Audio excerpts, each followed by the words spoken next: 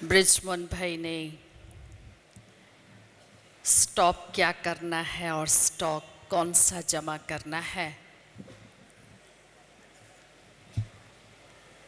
उसकी युक्ति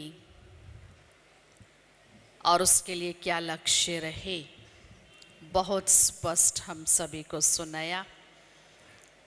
आशा करती हूँ उस पर अटेंशन देते हुए 6 मास में बाप दादा को हम उसके रिजल्ट अवश्य देंगे।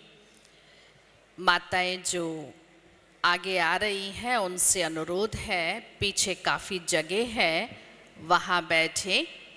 गाइड भाई बहन बैठाने में उनको सहयोग दें। अभी आगे कोई नहीं आए। हमारे सामने कुछ प्रश्न आए हैं, तो प्रश्न हमारे हैं और जवाब आपके होंगे, जिसको बाबा साकार में कहते थे बैडमिंटन। तो 3 प्रश्न ब्रिजमोहन भाई को दे रही हूँ। पहला, वर्तमान समय यज्ञ के प्रति हमारी क्या जिम्मेवारियां हैं। दूसरा, बाप दादा बार बार और रोज़ मुरली में हमको कहते हैं, आत्माभिमानी, देही अभिमानी कर्म करते हुए बनो। तो कैसे कर्म करते हुए आत्म अभिमानी स्थिति का अभ्यास रहे, उसकी युक्ति क्या है। तीसरा, लौकिक और अलौकिक जीवन का बैलेंस कैसे बना करके रखें, और निरंतर कर्मयोगी स्टेज की सहज विधि कौन सी है।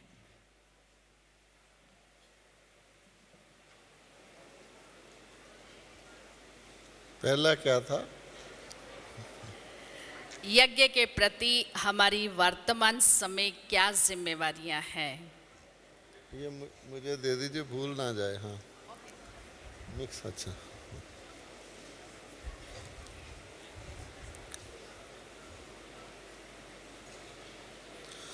ओम शांति।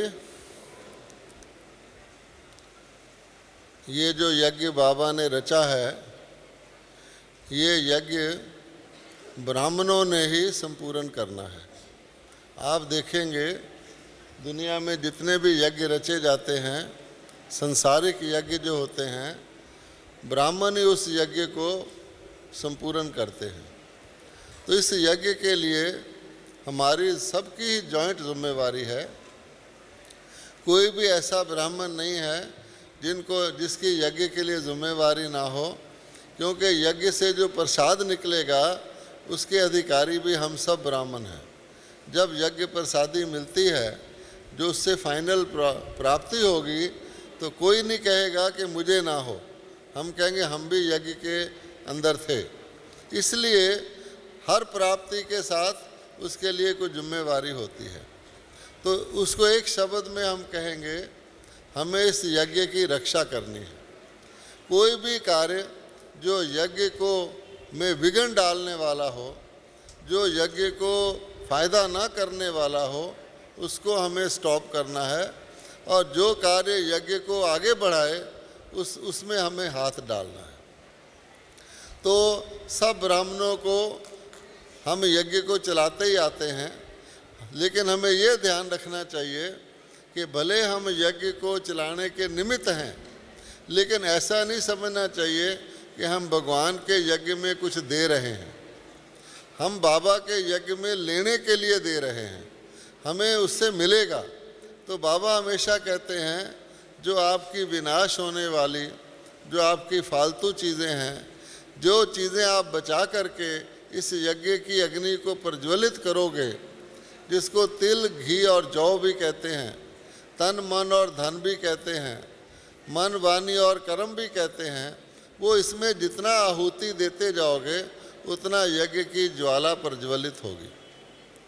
अब जब कोई यज्ञ अंत की तरफ आता है, कंप्लीट होने को आता है, तो जो बची हुई सामग्री होती है वो सारी यज्ञ में डाल देते हैं। आपने देखा होगा स्वाहा, यज्ञ का सिस्टम ही स्वाहा से चलता है। ये लिया स्वाहा स्वाहा स्वाहा। तो इसी प्रकार से अब हमें अंतिम आहुति देने के लिए तैयार रहना चाहिए। दूसरी एक और भी बात है कि हर चीज़ शास्त्रों में भी लिखा हुआ है कि जब ऋषि मुनि यज्ञ करते थे तो उसमें राक्षस लोग विघ्न भी डालते थे। तो दो तरह के राक्षस हैं। एक तो हमारी अपनी कभी कभी राक्षसीय मनोवृत्तियाँ, बीच बीच में कई नई आत्माएं हैं जिनको पूरा अभी ज्ञान नहीं है, वो निकल आती हैं, प्रकट हो जाती हैं और वो विघ्न स्वरूप बन जाते हैं। सेवा भी करते हैं लेकिन किसी न किसी अभिमान के अंदर आने से या यज्ञ के डिसिप्लिन को फॉलो ना करने से, उसमें किसी न किसी उसकी कड़ी को तोड़ने से हम उसमें विघ्न रूप बन जाते हैं। एक तो वो नहीं बनना है। दूसरे कई ऐसी भी आत्माएं हैं जिसको आजकल शंकर पार्टी नाम से लोग कहते हैं कि वो शंकर पार्टी क्या कर रही है।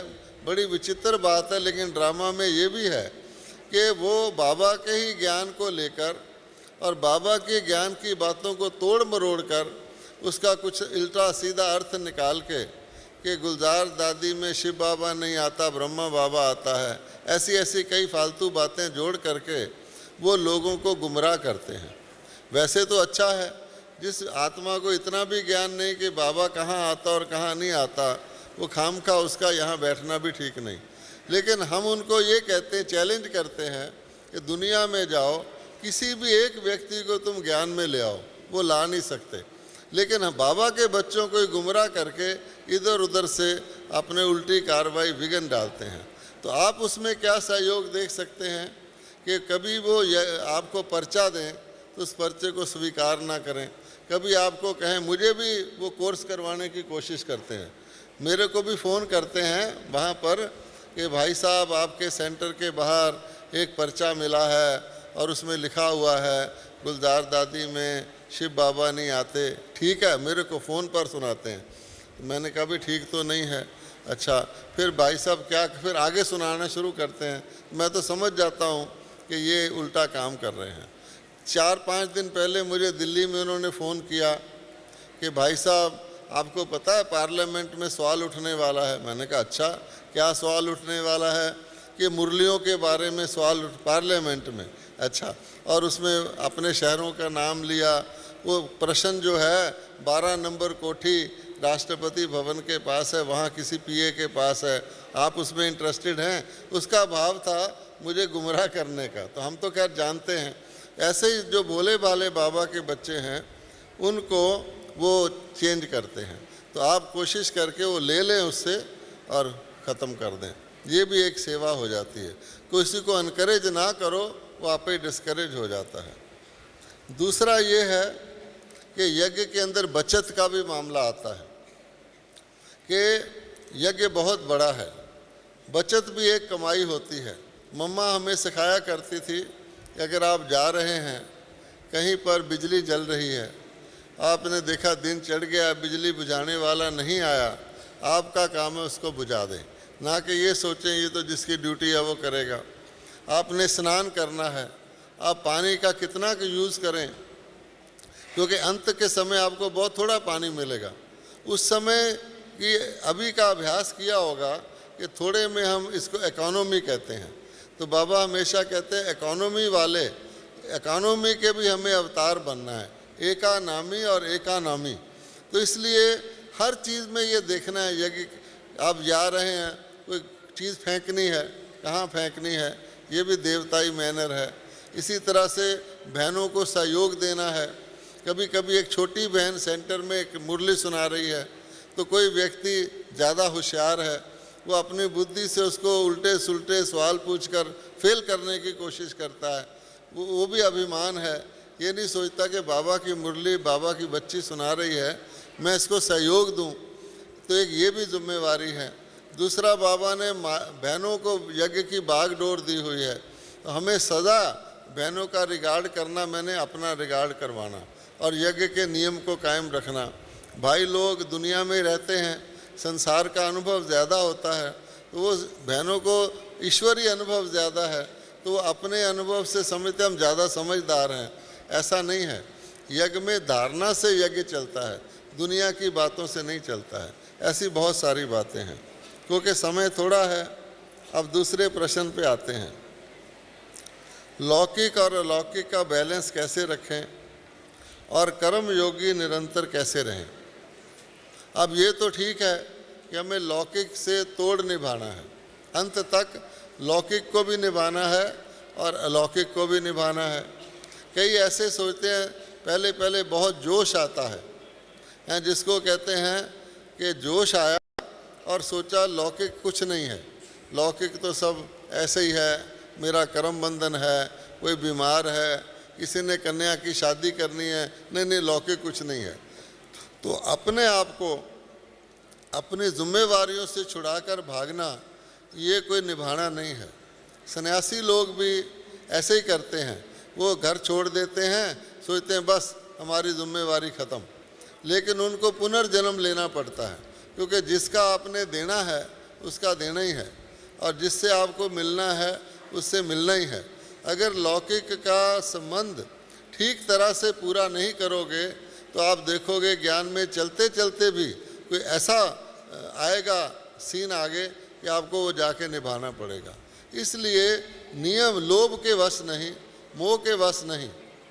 एक बारी दादी जानकी ने हमें बताया था कि लंदन में एक भाई है, उसके माता पिता गांव में रहते हैं, तो अपने माता पिता को हर महीने कुछ पैसा भेजता था खर्चा चलाने के लिए।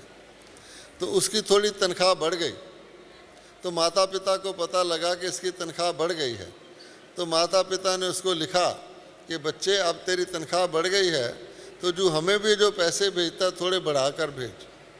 वो दादी जी के पास आया, बोला मैं क्या करूं, बताइए श्रीमत क्या है।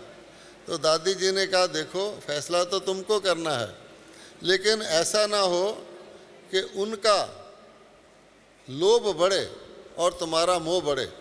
ऐसा ना हो कि तुम क्योंकि मेरे माता पिता हैं, मेरे को ज़्यादा तनख्वाह मिल गई, उनको ज़रूरत नहीं है तब भी तुम भेज दो, तो उनका लोभ बढ़ जाएगा, तुम्हारा माता पिता में मोह बढ़ जाएगा। इसीलिए हर एक को ये सोचकर चलना है कि कलयुगी हिसाब जितने संबंध हैं ये बंधन हैं, ये मेरे ही बनाए हुए हैं, लेकिन इसको मुझे खुशी खुशी पूरा करना है। ऐसा ना करें एक बंधन को पूरा करें दूसरा बनाना शुरू कर दें, ये भी नहीं, उसको समाप्त करना है और अलौकिक की तरफ का पलड़ा धीरे धीरे बढ़ाना है। क्योंकि अगर वो लौकिक देखते हैं कि ये लौकिक में इंटरेस्ट रखता है, जैसे किसी को पता हो इस गन्ने में रस है तो उसको निचोड़ेगा। अगर उसको लगेगा कि ड्यूटी बजा रहा है, इसकी अब कोई रुचि नहीं है, इसकी बेहद की वैराग वृत्ति है, तो आप ही आपको धीरे धीरे छोड़ देगा। तो हमें छूटना भी है, लेकिन अचानक नहीं छूटना है, निभा करके पूरा करना है। फिर ये है कर्म योगी निरंतर कैसे रहें।